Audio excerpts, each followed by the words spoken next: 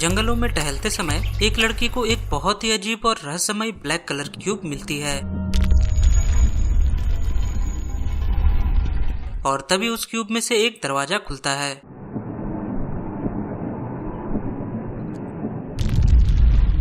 और उसमें फ्यूचर से एक मैसेज था।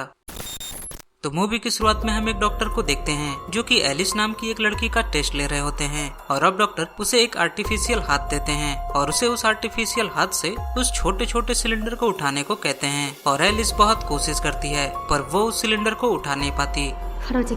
और डॉक्टर एलिस का हौसला बढ़ाते हुए कहता है कि कुछ दिनों में ही तुम इसे पूरी तरह से कंट्रोल कर पाओगी और एलिस बस गौर से उस हाथ को देखे जा रही थी, इस बात से अनजान कि वो हाथ एलिस के लिए एक वरदान साबित होने वाला था। थोड़ी देर बाद एलिस के फादर जिनका नाम एडम था वो एलिस के हाथ को लेकर बहुत ही परेशान थे और तभी एलिस अपने डॉग से मिलने की जिद करती है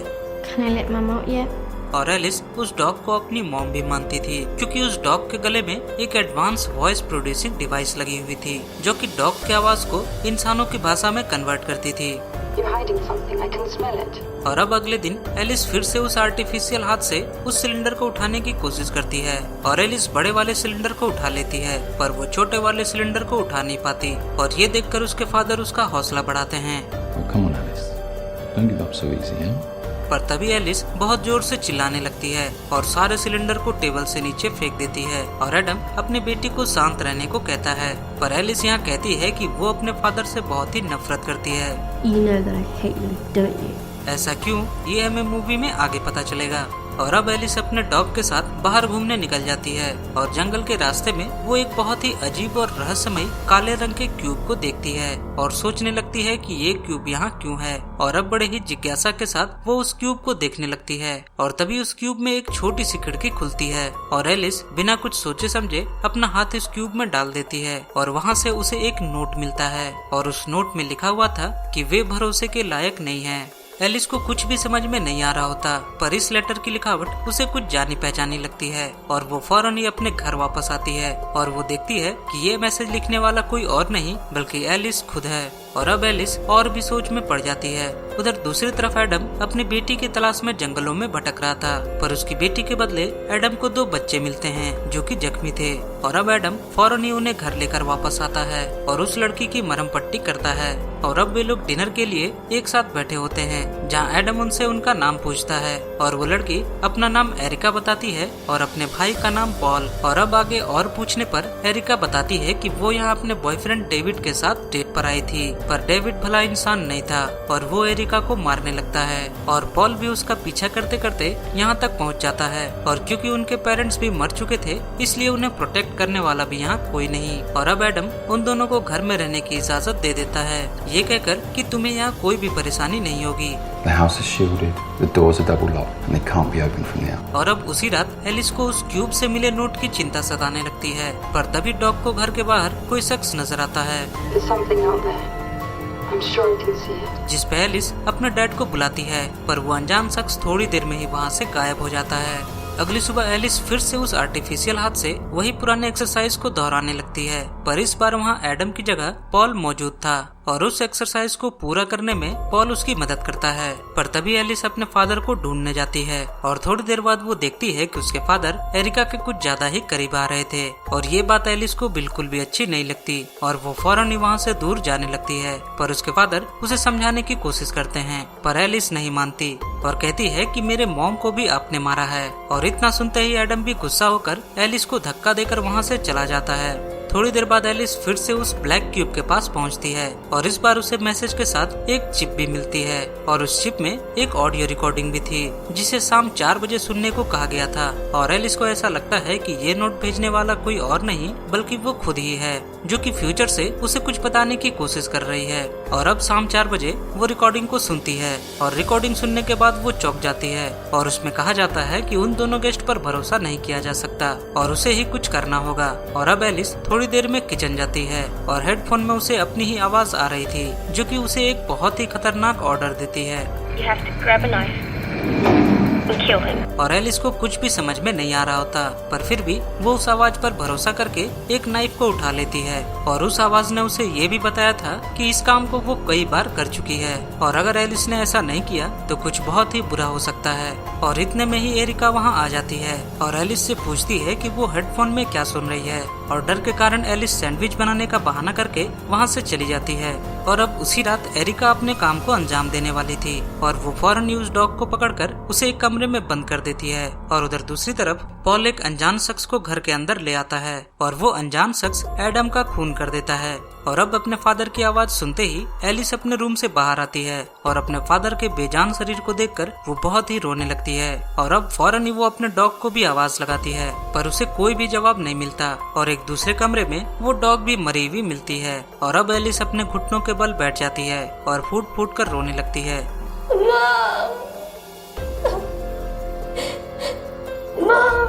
अगली सुबह उठते ही एलिस फिर से उस डार्क क्यूब के पास जाती है और जोर जोर से उसे पीटने लगती है ताकि वो खुल जाए, पर ऐसा नहीं होता। और थोड़ी देर बाद एलिस दोबारा से कोशिश करती है और इस बार वो क्यूब खुल जाती है और उस क्यूब में एक दरवाजा भी खुलता है। और अब एलिस उस क्यूब में चली जाती है और हमें पता चलता है कि वो क्यूब एक तरह का टाइम मशीन था जो कि एलिस को ठीक एक दिन पहले की दुनिया में ले आता है। और अब एलिस एक दिन पहले पहुंच चुकी थी जहां वो एरिका को अपने बॉयफ्रेंड डेविड के साथ जंगलों में देखती है, जहां डेविड एक प्लान के तहत जानबूझकर एरिका को मारे जा रहा था ताकि एरिका जख्मी हो जाए और एडम उसे अपने घर ले जाए, क्योंकि उस घर को बाहर से खोलना नामुमकिन था। और एलिस ये सब देख रही थी और अपने फोन में रिकॉर्ड भी कर रही थी। और अब फ्यूचर की एलिस अपने घर जाती है और रात के समय वो दूर झाड़ियों में छुप जाती है। और ये वही समय था जब वे लोग पिछली रात किसी अनजान शख्स को बाहर झाड़ियों में देखे थे और वो शख्स कोई और नहीं बल्कि एलिस खुद थी। और अब फ्यूचर एलिस शाम को 4 बजे घर के अंदर एंटर करती है और वो अपने पिछले वाले एलिस को एक वॉइस मैसेज भेजती है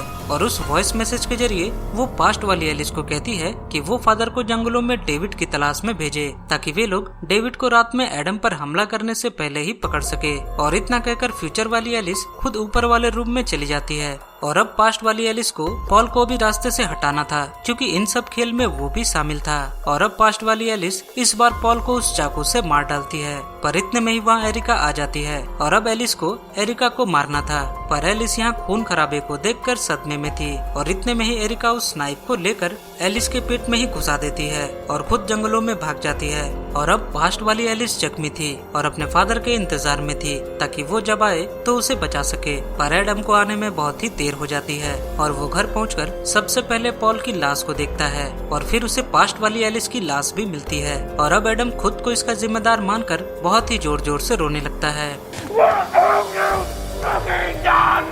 पर तभी वहाँ फ्यूचर वाली एलिस आती है जिसे देखकर एडम शॉक हो जाता है और उसे लगता है कि उसे दौरा पड़ा है और वो पागल होता जा रहा है। पर फ्यूचर वाली एलिस एडम को वो सारे नोट्स को दिखाती है और वो ऑडियो रिकॉर्डिंग भी दिखाती है। और एलिस कहती है कि उसे जंगलों में एक ब्लैक कलर की क्यूब मिली थी जो कि एलिस के मुताबिक एक टाइम मशीन है। और ये सुनकर एडम और भी चौंक जाता है क्योंकि वो अब भी इन सारे हादसों को जोड़ नहीं पा रहा था। और अब सच्चाई का पता लगाने के लिए एडम और फ्यूचर वाली एलिस दोनों जंगल में क्यूब के पास पहुंचते हैं। और अब एलिस फिर से अपने दिमाग की शक्ति से उस क्यूब को खोल देती है और वो दोनों उस क्यूब के अंदर चले जाते हैं और टाइम ट्रेवल करके फिर से एक दिन पहले वाली दुनिया में पहुंच जाते हैं जहां सारे लोग जिंदा थे। और अब हम एक ब्लैक सूट पहने शख्स को देखते हैं जो कि एडम को एक डंडे से मारता है और फिर वो ब्लैक सूट वाला शख्स एलिस को भी नहीं छोड़ता और फिर वो शख्स पॉल और एरिका के रूम में जाता है जब वे दोनों पहली बार जंगल से इस घर में आए थे। और अब हमें पता चलता है कि वो ब्लैक सूट वाला शख्स एडम ही था जो कि फ्यूचर से था। और अब फ्यूचर वाला एडम पास्ट वाले एडम को और पास्ट वाली एलिस को एक रूम में लॉक कर देता है और डेविड के इंतजार में बैठा होता है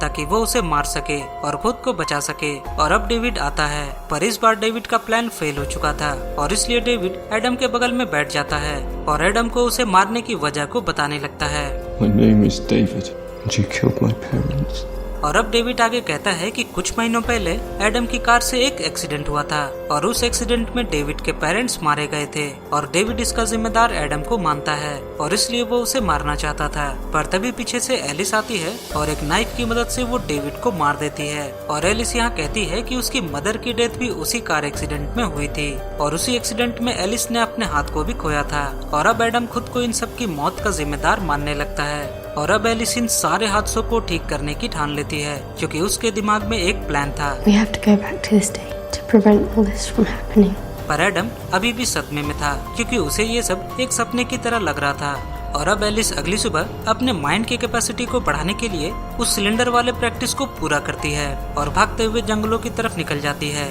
ताकि वो फिर से उस ब्लैक क्यूब के पास जा सके। और इस बार वो अपनी माइंड की कैपेसिटी से उस क्यूब को पूरे 7 महीने पीछे रीसेट करने वाली थी। उस दिन में जब वो कार एक्सीडेंट हुआ था और फ्यूचर वाली एलिस घर में घुसकर कार की चाबियों को चुराने वाली थी, ताकि उसके फादर घर से बाहर जा ही नहीं सके और एक्सीडेंट का कोई सवाल पैदा ही नहीं होता। और इसी सोच के साथ एलिस उस क्यूब में एंटर करती है और एक सस्पेंस के साथ ये मूवी यहाँ खत्म हो जाती है। मैं मिलूंगा आपसे अगली वीडियो में, तब तक के लिए बाय बाय।